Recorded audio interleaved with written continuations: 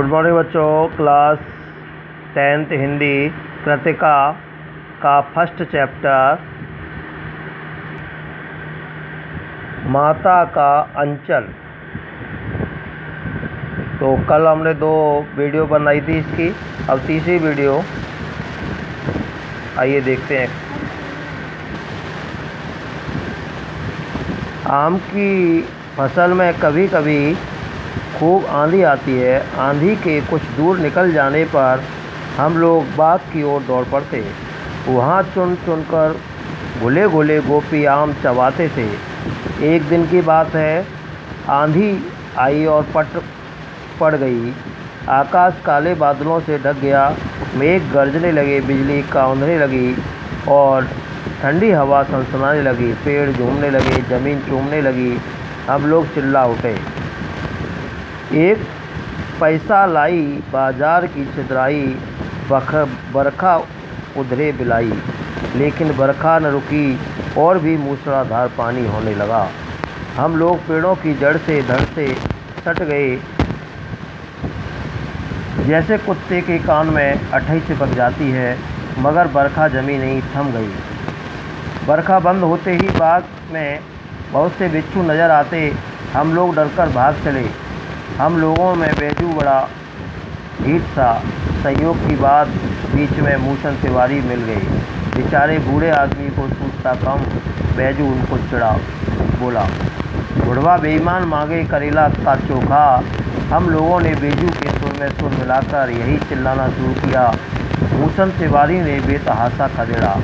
हम लोग तो बस अपने अपने घर की ओर आंधी हो चले।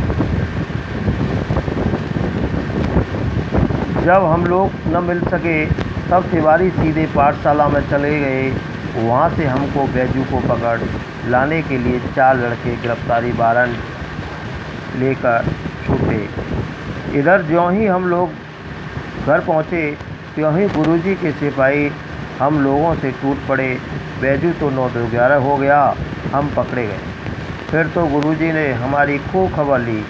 बाबूजी ने यह हाल सुना, वो दौड़े हुए पाठशाला में आए। गोद में उठाकर हमें पुचकारते हुए फुसलाने लगे, पर हम दुलारने से चुप होने वाले लड़के नहीं थे। रोते रोते उनका कंधा आंसुओं से तर कर दिया। वो गुरुजी की चिरौरी करके हम घर ले चले। रास्ते में फिर हमारे साथी लड़कों का झुंड मिला। वे जोर से नाचते और गाते थे। माई पकाई गरर गरर पुआ, हम खाए पुआ न झेला बुआ। फिर क्या, हम रोना धोना भूल गए। हम हट करके बाबूजी की गोद में उतर पड़े। लड़कों की मंडली में मिलकर लगने लगे वही तान सुलाने पड़े। अब तक सब लड़के सामने वाले मकई के खेत में दौड़ पड़े। उसमें चिड़ियों का झुंड चल रहा था। वे दौड़ दौड़ कर उसे पकड़ने लगे। एक भी हाथ नहीं आई। हमें खेत से अलग ही खड़े होकर गा रहे थे, राम जी की चिड़ई, राम जी का खेत, खा लो चिड़ई भर पेट। हमसे कुछ दूर बाबूजी हमारे गांव के कई आदमी खड़े होकर तमाशा देख रहे थे और यही कहकर हंसते थे कि चिड़िया की जान चाहे लड़का का खिलौना। सचमुच लड़के और बंदर पराई फिर नहीं समझते। एक टीले पर जाकर हम लोग चूहों के बिल में पानी उलीचने लगे। नीचे से ऊपर पानी फेंकता था, तब हम थक गए। तब तक गणेश जी के चूहे की रक्षा के लिए शिव जी का सांप निकल आया। रोते चिल्लाते हम लोग बेतहाशा भाग चले। कोई औंधा गिरा, कोई अट्टा चिट, किसी का सिर फूटा, किसी के दांत टूटे। सभी गिरते पड़ते भागे। हमारी सारी देह लहूलुहान हो गई। पैरों के तलवे कांटों से छलनी हो गए।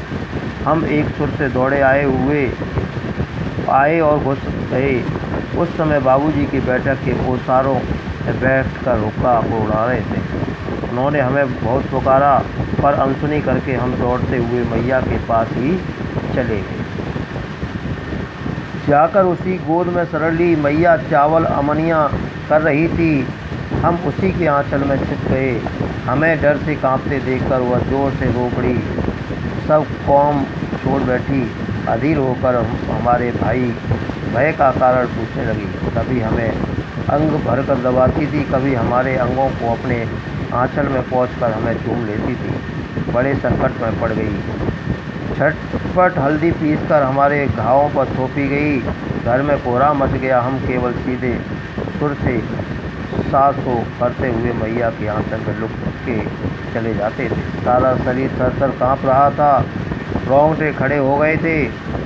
हम आंखें खोलना चाहते थे पर वे खुलती नहीं थी। हमारे कांपते हुए होठों को मैया बार बार निहार कर रोती और बड़े लाड से हमें गले लगा लेती। इसी समय बाबूजी दौड़कर आए। आकर झट से हमें मैया की गोद से अपनी गोद में लेने लगे, पर हमने मैया के आंचल की प्रेम और शांति के चंदोबे की छाया न छोड़ी। तो इस पाठ के माध्यम से बच्चे के खेलने कूदने के बारे में बताया है, माता का प्यार बताया है, पिता का प्यार बताया है इस पाठ के माध्यम से। तो यही इसमें कहानी है। तो अपनी अगली घटना बताते हुए कहते थे, एक टीले पर जाकर चूहों के बिल में पानी डाल करते थे। गणेश जी की सवारी, यानी बच्चे ऐसे खेल खेलते थे जिस तरीके से छोटे बच्चे खेल खेलते हैं। तो उन्होंने अपने बचपन की यादें ताज़ा करते हुए बताई हैं इस पाठ के माध्यम से। और बच्चों का, माता का प्यार, पिताजी का प्यार, बच्चों के साथ खेलना कूदना, ये सभी इस पाठ के माध्यम से बताया गया है।